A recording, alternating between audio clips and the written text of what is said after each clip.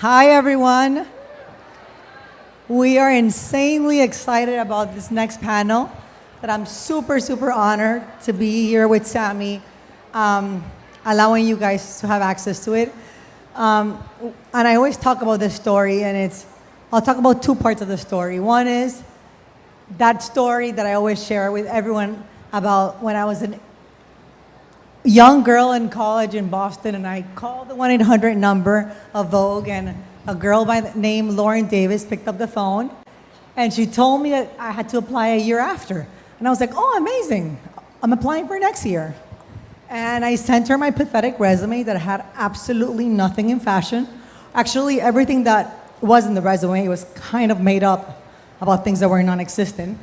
And I get there to Vogue, and she emails me 10 days later, and she's like, there's been an opening. Can you be here tomorrow? And I'm like, I call my mom to Nicaragua, and I'm like, I need to go to New York tomorrow. There's been an opening for an internship. And obviously, this is back in 2001. This is before any social media that we have today. But of course, I mean, everything that I would do is like I would memorize Vogue like a Bible. So I knew who everyone was, and I got there, and I remember seeing Armand and Tony, and I remember seeing all these people, and I was like, oh my God, that's Tony Goodman. Oh my God, that's Sally Singh. And I remember, she's like, how do you know all this? I'm like, what do you mean? That's all I do. I know exactly what they look like. And anyway, she's like, walks me through the Vogue closet, and I was like, I cannot believe I'm in the Vogue closet. She's like, sweetie, you're gonna be spending a lot of time here packing stuff, and you cannot be wearing those Prada shoes. And I was like, yeah, I probably need to bring sneakers. So that's my story with Lauren. She's been a big, big supporter of Latin American Fashion Summit. Every time that a winner of the Pitch to LAFS wins, they get a trunk show opportunity. She's been a huge supporter. And then in the case of Johanna Ortiz, when Sammy and I had just this idea, when you have an idea, very few people really believe in you and get on board. And I remember Sammy and I, we went to Paris, we met with her and Kata and the rest of her team. We told her about this big dream we had, and immediately she didn't even question us. She was like, I want to support you, I want to help you. Of course, because when you've made it, that's what you do. You want to support and help and collaborate. So for me, it's a big honor because I think that matchmaking of that success story of what Johanna has created and the support that Moda has given to all of you creatives has changed the entire ecosystem of the Latin American industry. And also, it's inspired me and Sammy to create this platform because we started hearing voices of many of you, but that needed someone to tell their stories to the right people. So it is my huge honor to present Lauren Santo Domingo and Johanna Ortiz and Armand Limnander.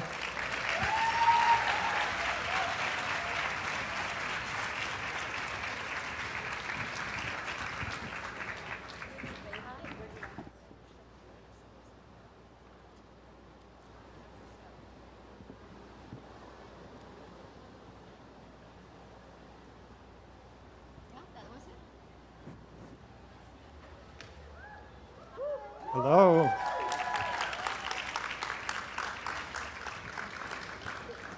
Thank you all so much for being here. What an amazing crowd. I want to start by thanking everyone at the Latin American Fashion Summit for bringing us together. I think it's really important what they're doing, community building, bringing notoriety to Latin America. So thank you all for being here, and thank you to Latin American Fashion Summit. The panel today is how Lauren Santo Domingo and Johanna Ortiz influenced Latin American fashion around the globe. And I have the easiest job in the world today. I get to sit like you and talk to them and learn from them and hear about everything they've done to create the amazing brands that we know and love so much. So I want to just start by the beginning, just giving a little bit of background. I'm sure you're all familiar with both Lauren and Johanna, but Lauren is the co-founder and chief brand officer of Moda Operandi, which, as I'm sure you know, is the only platform, the only fashion platform that allows you to buy designer fashion before it's in the stores. And Lauren also has a background in magazines. She has a very interesting background because she really can speak to the industry from a variety of angles. She has been an editor. She's very closely associated with Vogue. So she's been in the print world. She's been in the commerce world. She's been an editor. She's been a buyer. She really can see the industry from all sides. And Johanna, of course, has an amazing brand, has existed since 2003, a huge success story, not just in South America, but I would say for any emerging designer around anywhere in the world. Her business has grown over the years and now has about 350 employees in Colombia. And she did a collaboration with H&M. She's been invited to the White House. She's been invited to the United Nations as someone who is really helping to shape the global fashion industry and open it up. So let's start with a round of applause for our two candidates.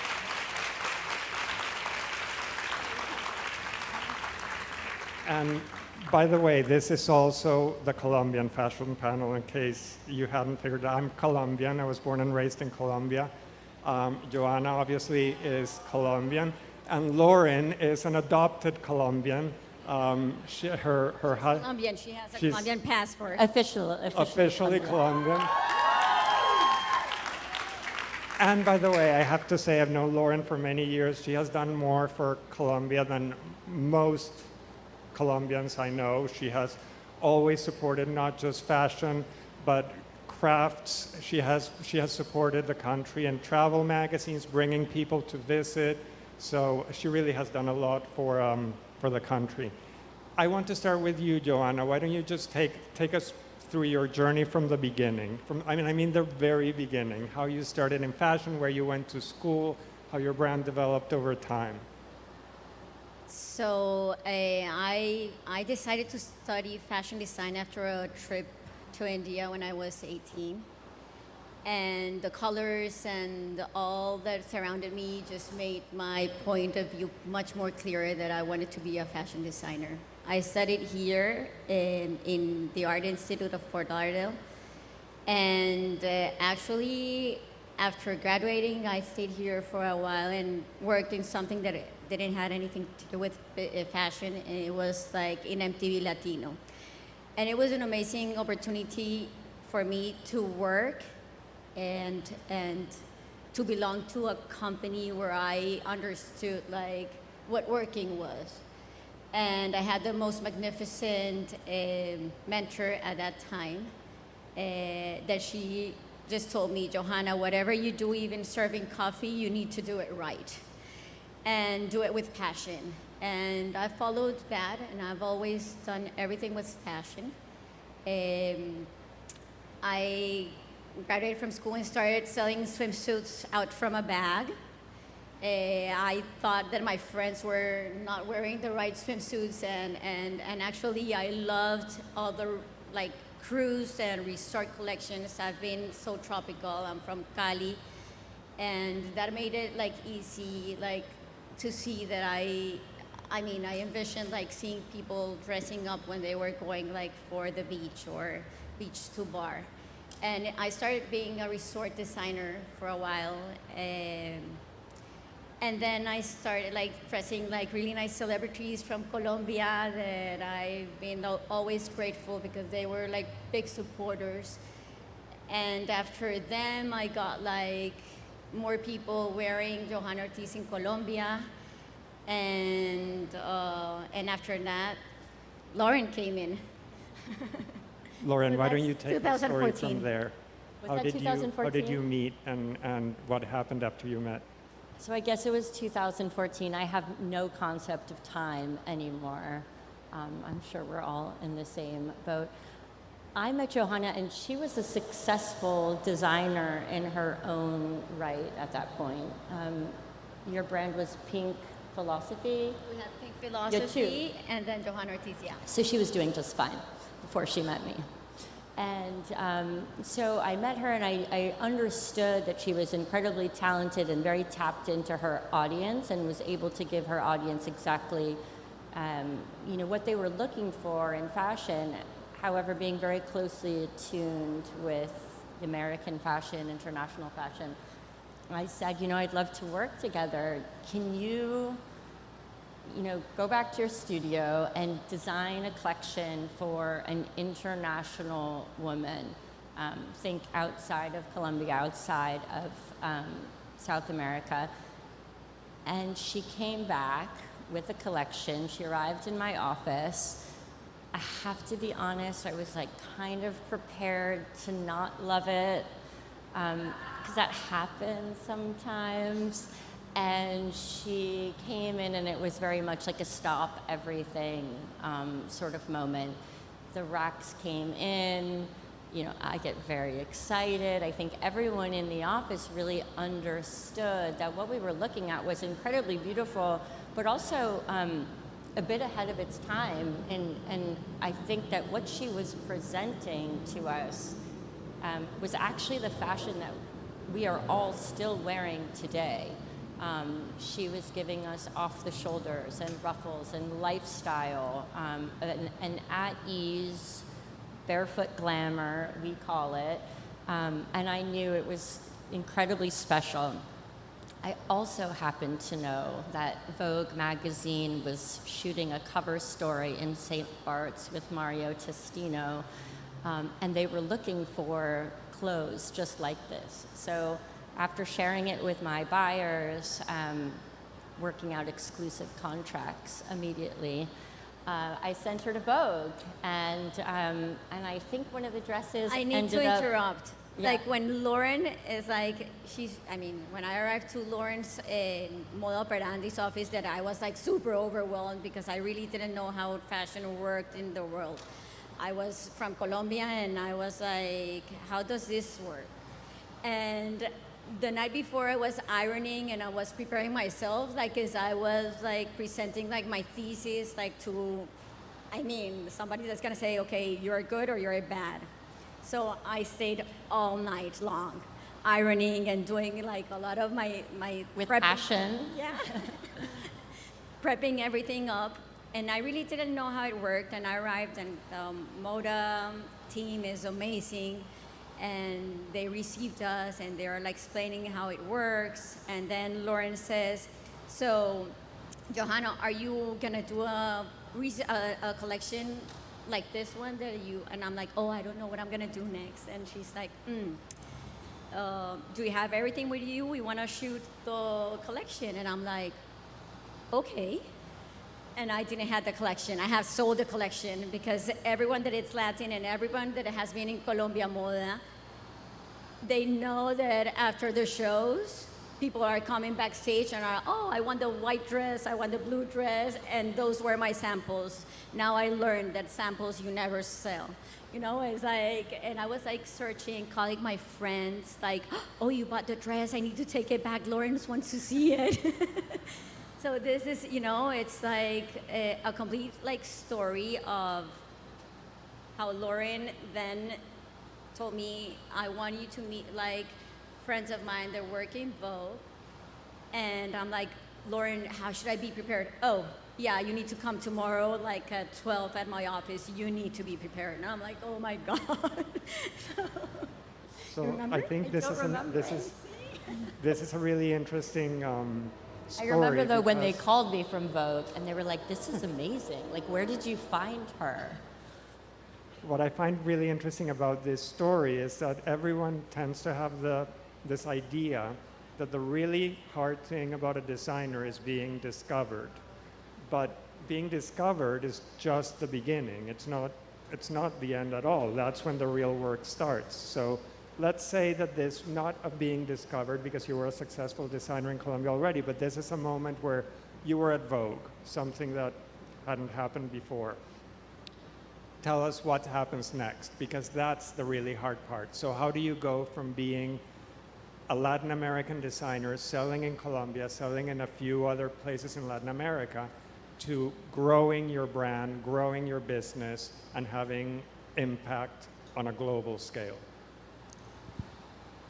So, and it's not because Lauren's like sitting near me right now, it's because I really feel it. Lauren has been that mentor that at the moment was like guiding me and telling me like, this is right, this is not right, and this is doing well, this doesn't. I mean, I had the opportunity to hear like the advice and be open to the advice as well as a creative. I mean, as a creative, I think that we need to be creative, but we also need to know about how to build a company, how to make it work, how to do production, how to do like all of what surrounds the fashion business. It's only not like doing a sketch and that's it. It's like the whole story about it.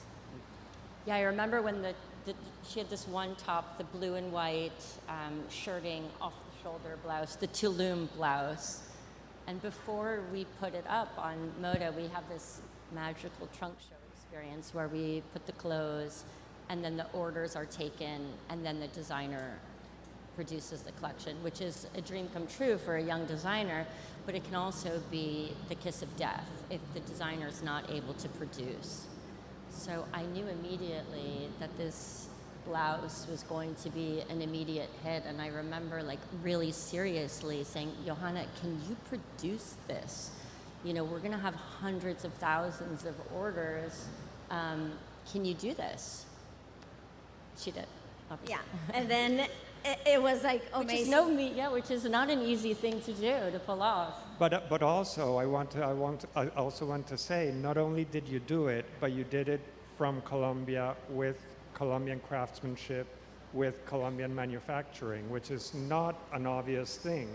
And in fact, it's become a huge part of your brand, making sure that that stays that way. Can you give us a little bit of insight about how that developed? It must have been very hard if you had a small brand to all of a sudden go back to Colombia and say, listen, we need to make 10,000 of these blouses and they all have to look exactly like this sample. So Johanna Ortiz is a vertical integrated company that does everything. I mean, we do everything from Cali, Colombia. The knits we do in Peru. And now we have a collaboration with leather and other goods with Argentina, with Rocio. And actually, I thought that working in Colombia and giving a little back to my community where I am from and where I live, and it was like just like it had to be that way. So we founded 4 years ago La Escuela Johanna Ortiz, that is like one of my most enduring projects. That is how to professionalize seamstresses and hand labor and artisans and everything, so they can produce and do, I mean, the same thing that we show, that we can like also produce it in volume. So at the time when we started the Tulum top, we were producing like 4,000 pieces a year. Now we're closing this year like around like 50,000. So it's been a great story for me that I can support. It's 80% women, 380 people that work with me. So this is not a Johanna Ortiz story, it's a teamwork story.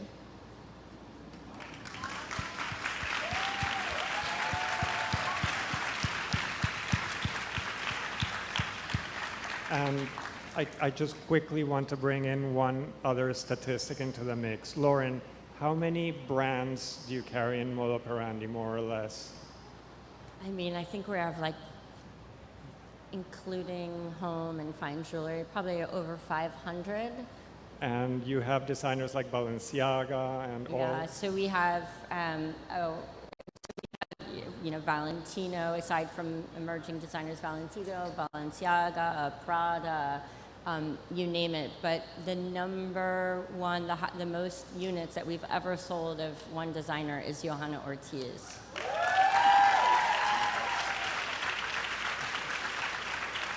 Did you know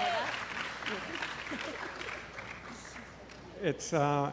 It's really, it's really an interesting statistic, I think, because it also speaks to the fact of an evolution we've seen in the industry that kind of coincided with your rise, which is that I think people are looking for authenticity and they're looking for design and ideas that come from all over the world. I think the idea that things only come from the United States and Europe is outdated, thankfully, and I think there's a real appetite for creativity and ideas and points of view and aesthetics that come from different places. I think you can see it just from what Johanna and Lauren are wearing. The clothes have a soul. They have a point of view that is very specific, that it's Johanna's point of view, but that at the same time you feel is Latin American. I wanted to ask you, Lauren, going back to what Johanna was saying about her school and producing in Cali and giving back to her community, that also seems to be very important nowadays. Do you find it with your brands, with the work that you do with other designers, that it's important for consumers now to know how and where the clothes are made as much as what they look like? Yeah, absolutely. And I think especially with the younger consumer, the impact that they have is very important.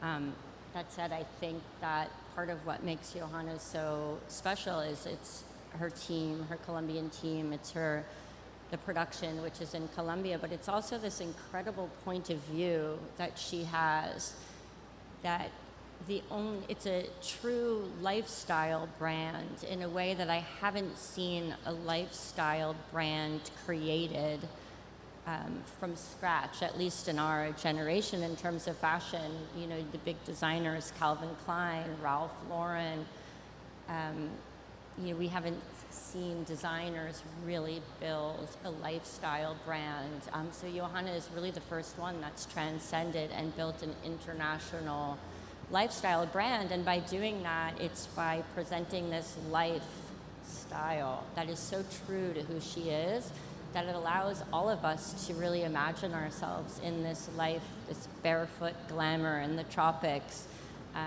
And that's really, what we always say, it's so cliche, but it really allows you to dream. And I think that it's so true to her. We do see a lot of designers coming who are trying to create a lot of a similar vibe. But the reason that Johanna is so successful is so true to who she is and to her team, who are as lovely to work with as they look. And she's really surrounded herself with an incredible team, and has created this lifestyle that we can all really share in, and that it's just fun. We always joke in our office, we say that there's a party in every dress, and it's very true. You remember they told me a story that it was, I think, the resort 15 or 16 in Operandi. They used to ring a bell when it was like a good truck show. Remember? Yeah. That was like 2015 or something. When they have when you're like standing up with the designers that you have admired since you're like, you look up, and I was like, oh my God. And I called my friend Kata, and I'm like, Kata, I just launched in the trunk show in Moda Operandi. Can you buy something? Because I don't know if I'm gonna sell anything. She's there, and she's like, yeah, I'll buy something. And I'm like, yeah, like at least it was one person's gonna buy something. So you never know. And then that was like a super success story, and they told me, no, we rang the bell. It was like the best trunk show, and we were standing with Dolce and Valentino and all of the other amazing talented designers around the world. You are like, oh my God, what I should do for my next collection. And she said, I know Lauren's like, so your husband's gonna hate me because you're never gonna stop. You remember that? I remember. I was like, I hope Cesar is not mad at me because you are a full-blown international fashion designer, and the wife and the mom part, you're gonna have to juggle a bit. And I wondered, did you know, did you have any idea that it would happen like this, or no? So it was a complete shock. At all. And what was nice with Moda, they were like those real partners. So we did different collaborations. So we did my first line of bridal. We launched our first vacation collection in London in Moda Muse, like 2016. And then we did home that we shoot in Cartagena. Swim. And then swim. I mean, to your roots. Yeah, back to my roots. Swim, and actually, they've been just those amazing partners that I wish all of you creative and designers would love to have. I've been really fortunate. Johanna, quickly, how do you keep, Lauren brought up a great point, how do you keep a brand going for not just to have a hit item, but how do you keep a brand going for 10, 15, 20 years? Like how do you, you have a very core aesthetic design philosophy, how do you evolve it, how do you keep it going?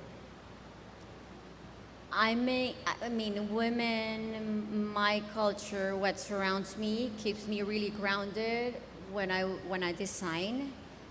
I mean, as I said before, my team is 80% women, and I feel that when, as a woman, I'm designing for women, we can relate in what we need and when I do a collection, it's like, what would I use for this? What would I pack for that?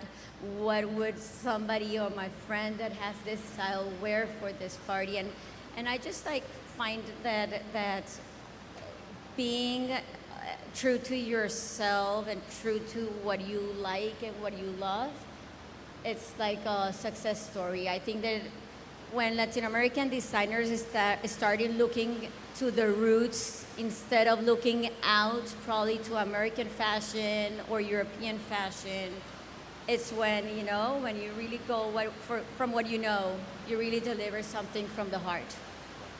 For us, when we look at Johanna's collection, when we know that it's really going to be a successful collection, is that when we can look at a piece, and I think this is advice for whatever anyone's doing, that we can look at a piece and we say, that's Johanna. Like, you just know, and there's such a strong point of view, and it's distinguishable from any other designer.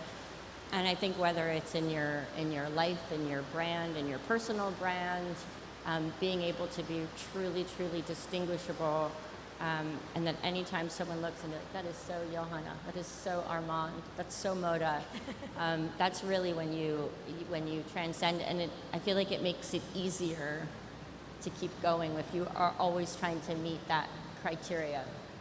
Well, I was going to end by asking you both to give advice to emerging fashion designers, but I think you just did. Essentially, stay true to yourself. Is there anything else you'd like to add or something I haven't asked you? As I said, having a great team, because you never know everything, it's super important. I think that in an industry where you need to live a little on the side, egos, and just recognize that probably you don't know everything. So having a great team and having a great sister, as I have, that it's my sister Paola that has been with me since I started. So I mean, it's all about who you are surrounded, and all of them looking towards and working towards the same dream and the same, how do you say meta? Meta? Goal. You're saying goal. Oh, sorry. And Lauren, I know you found more Latin American designers. I feel you have about 15. We probably have like 20 Latin American designers now. Johanna was our first. Johanna and Paula Mendoza. We have Sylvia Tarazzi, Hunting Season, Maggie Coragnel, who won last year's prize. So we have a really good. And so you see it growing, you see it developing in the area. Like, do you sense it really feels different than it did like 15? There's just a lot of talent, and there's a lot of excitement, and they're presenting something that's very new and very exciting, and it feels exotic too. And do you feel the whole digital phenomenon has probably made it a lot easier for people to be noticed and for people to Yeah, I think it's, and that goes to, again, if you can really have a point of view and drive that home, you can be successful. But I think, you know, aside from the digital world, it's just what's in real life. Even Estefanía, who was talking about, you know, her being my intern, I think the most important thing is, you know, besides brand, besides digital, are these relationships. There's not a single person that I've encountered through my career, from when I was an intern or I was an assistant to when I was the editor or the founder, that I haven't come across again. And all of those relationships have sort of brought me to where I am, have brought Johanna to where she is, and I think that's probably the most important thing, is especially in a community and an industry like fashion, that these relationships that you build up are so important. And we're all really, listen, we chose this industry. If we wanted to be boring, we'd be in like finance or something. Like, we all choose to be here, so we all are simpatico and are in it together, and to lift people up and bring people along for the ride, I think, is the most important part, but it's also the most fun part, at least for me. Yeah, I always tell young designers to create, or photographers or stylists or any young creative, to create a group around them so that they can all come up together. Sort of a creative community, the same age, the same interests, and they can all support. And if you look at all the famous designers in history, they all had teams around them that were not necessarily employees, but just like-minded people that collaborate together. I want to leave we have 15 minutes left, and I really want the audience to participate, so I think we should take some questions.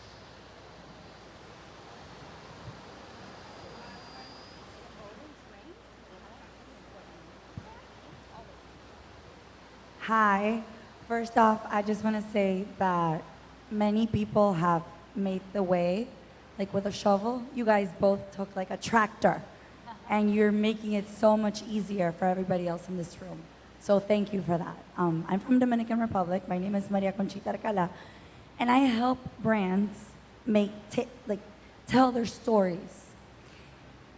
And a big, big challenge, and Johanna, I know that this is really going to touch a nerve, because a big challenge when you create a brand, when you create an image, when you create something, it's like a baby. You give birth to it, and it takes a lot of effort.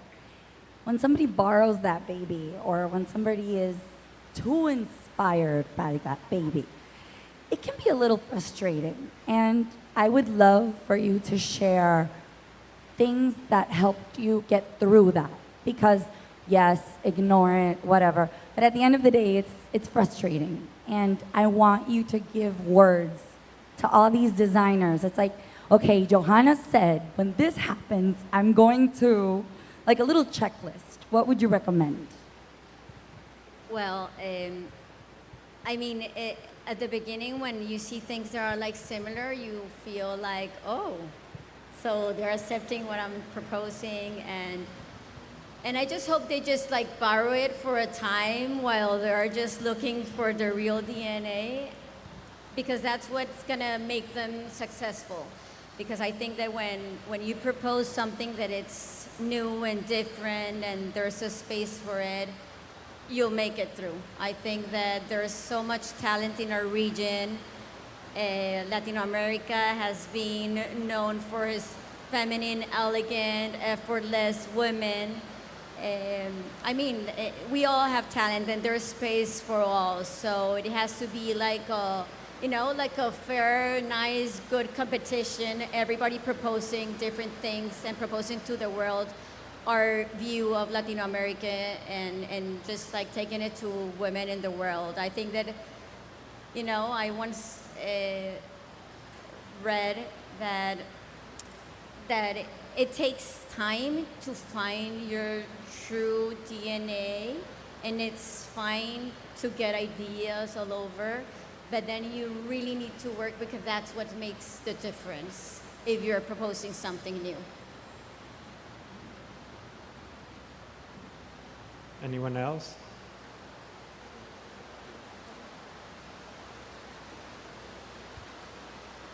Hello. Hi, my name is Ariana. I am one of the co-founders of P de Palma. We are a concept store where we curate the best Latin American designers and pieces. And we are extremely honored to have Johanna Ortiz in our store. It was a dream come true, and obviously it's also a dream to have an online platform like Moda Operandi where we can have the best designers from Latin America. And we are a small business, and we are right now debating whether we should expand our retail stores because we feel like Latin American pieces have to be touched and seen, or if we should put our effort in growing our online. Thank you. Where are you located? So we're located here in Miami at Shops at Merrick Park. And would you look at other places in Miami or throughout the United States? We're thinking throughout the United States. Got it. Well, I would have to come visit. I certainly don't want to give very bad advice, but if you could do the two in tandem, you should always be focusing on your digital. You should always be focusing on making sure that your online experience is always improving. I think that Oh, no one has ever told me that I'm not talking loud enough in my entire life. So this is definitely a first. I'm going to tell my husband. He's going to be so happy.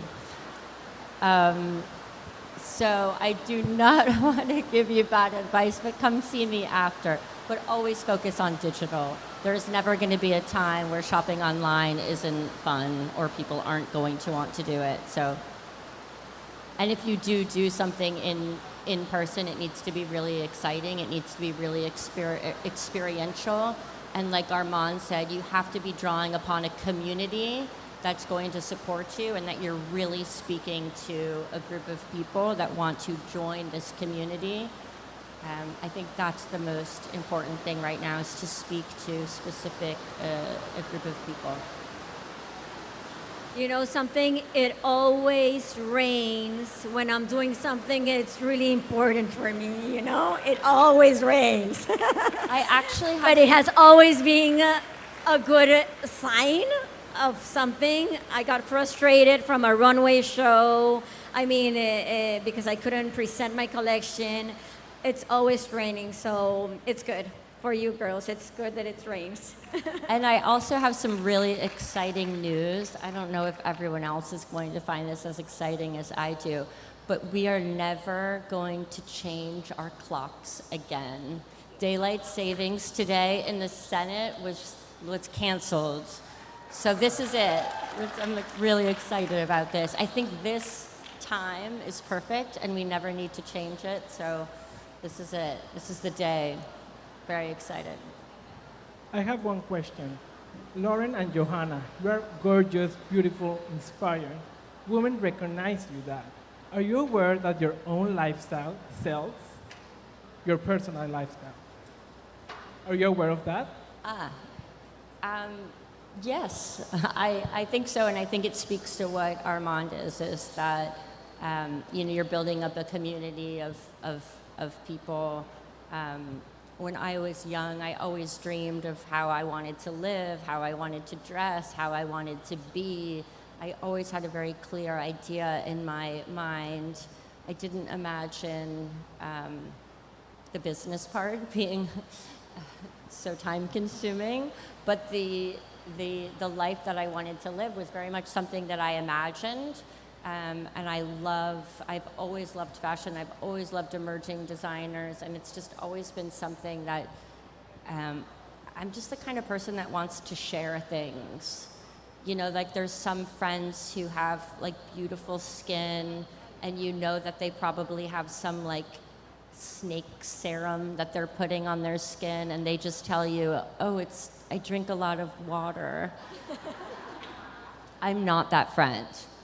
I will tell you exactly where to go and what to ask for, who not to go to. So I think that impulse of sharing, it's just sort of being an editor. I don't feel that something is good until it's shared. So when I see something that's good, my impulse is to share it and to share it with as many people as possible that I think will enjoy it. And I think that speaks to the success of my businesses. That's just what my impulse is. I want to share. When I met Johanna, my instinct, before I was even thinking about my own business, was that I wanted her to be on the cover of Vogue magazine. That was like, I couldn't, it's just my impulse. It's who I am. So as intimidating LSD can be, she's a great human being that really enjoys sharing tips, being and like pushing up women and talent and everyone. Like that's one of the passions she has, and she is doing it through Moda Operandi and through like being herself. You know that when I went first, like you all saw The Devil Wears Prada, right? So everyone was like, oh, you're meeting Lauren? And I'm like, yes, I'm meeting Lauren. And then I met her, and I mean, I've seen her in Cartagena and everything, but business-wise and everything, it was a huge support to hear her point of view of what I was doing. I think if I could add something to what you asked, which I thought was an important question, I think authenticity really is key for everything right now in a creative field.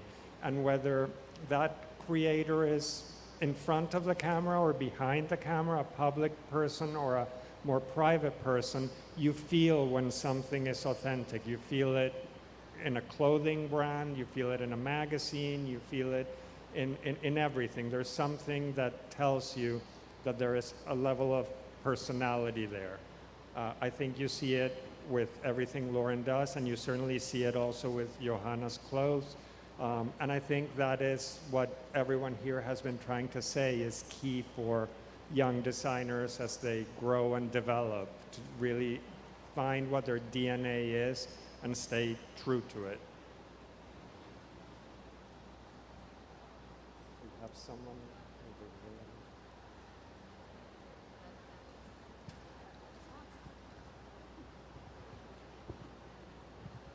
Hi, my name is Natalia. I'm also from Cali. I live in Barranquilla, have a resort wear brand, Encantadore.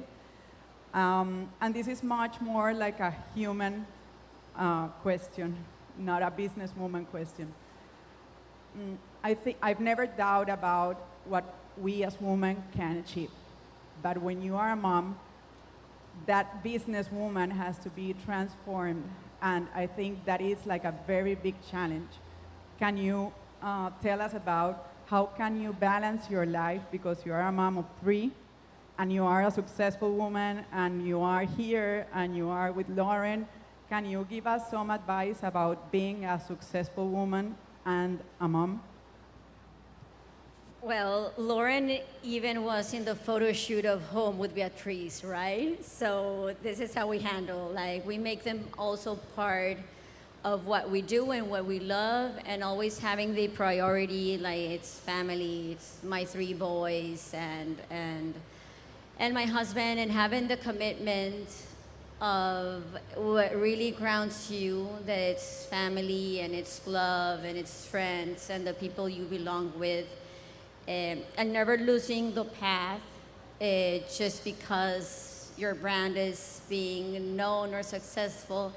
It's staying grounded, and I think that family keeps you grounded. Lucas, Joaquin, and Lorenzo are my greatest supporters. They hate that I travel, but now they understand that I have to travel since I live in Cali, that it's not a fashion capital at all. And actually, it's like a little bit of sacrifice. I landed Friday from Paris, and I stayed a weekend with the boys, and I'm here with you, and I'm having the most amazing time doing it, being a mother and being a designer.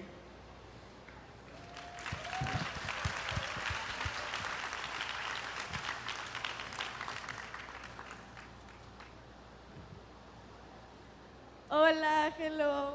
My name is Carolina. I'm from Mexico. I'm 20 years old, and I'm currently a student at Arts Institute here in Miami. And I just want to ask you what's something, like an honest advice. What would you say to your younger self that was studying? I want to make it in the industry. Sorry? What advice would you give to your younger self? To my younger self? Oh. What I did, that it almost was the most grounding moment in my life. I had 2 stores in Colombia, and this was 2013 probably. And I walked into the store a Friday, and I was, what would I wear for this event that I have? And then I realized I wasn't gonna wear anything that I was producing, and it was frustrating. And then I said, I won't produce anything that I wouldn't wear, and that's been what I've done. It's like I deliver my creativity from myself, from my heart, and from the women that gather around me. So that helped me. It's a nice, would you wear it? Where would you wear it? And then everything starts leading to a way. And my advice would be, I was actually given this advice, and I always thought about it before I did anything, but my father told me, he said that life is a marathon, it's not a sprint.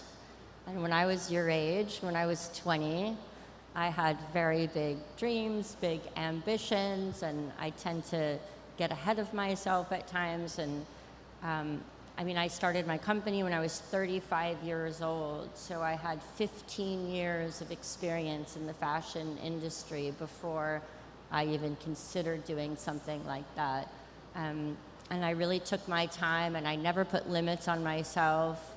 And I think that at young people today have an incredible amount of pressure. You're seeing Kylie Jenner's 3-year-old has her own Bentley.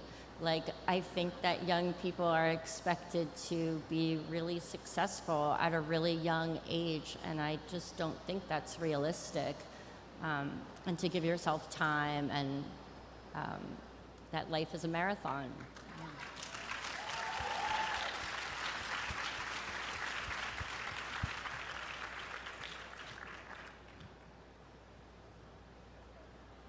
Hi, I am Bea Gasca. I am also from Mexico.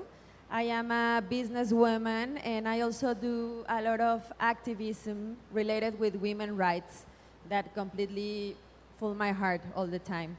And I am wondering, now that I am listening to you, Johanna and Lauren, how does a woman lead? When I met Estefanía a couple of years ago at Necker Island, I totally saw on her how she lead. And I've seen how this became what it is now. How do you lead, Johanna and Lauren? What is different in your style of leadership as a businesswoman?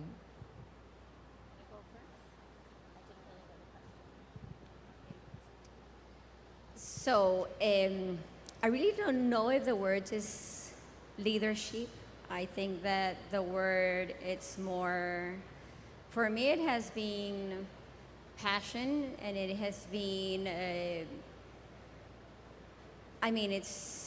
it's being inspired by women for women. I'm really an advocate of women empowerment, and working with so many women, it's giving me that essence of how we can be mothers, wives, how can we work and be businesswomen, and as well do all of the things that we really love. And I think that that's something that is within us. So it's more like the passion you put every day in whatever you do. I don't know if I answered your question though. I didn't really hear it.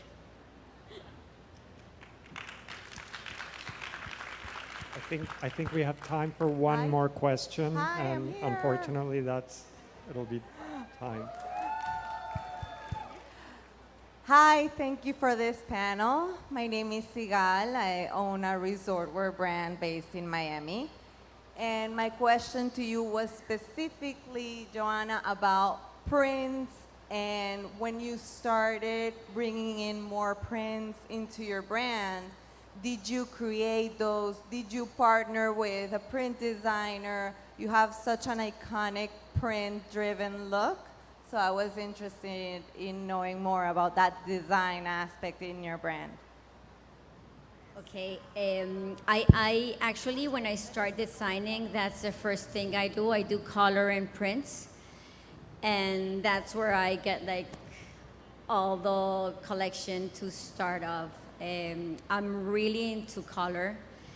And I have, my first, where I first started was diseño textil. So I'm really passionate about textiles.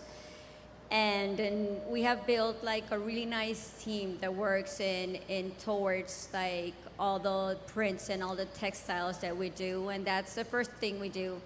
Basically, we are always inspired in all the tropics and all that surrounds us. But it's also like different ingredients of around the world. So probably we can just be inspired with ICATs, or we can be inspired with molas, or it's all around the world. It's not only Colombia, but then we try to interpret them and make them a little bit of our own, so they feel new. But it's my favorite creating process. It's doing prints and color. Thank you all very much. I think we've run out of time.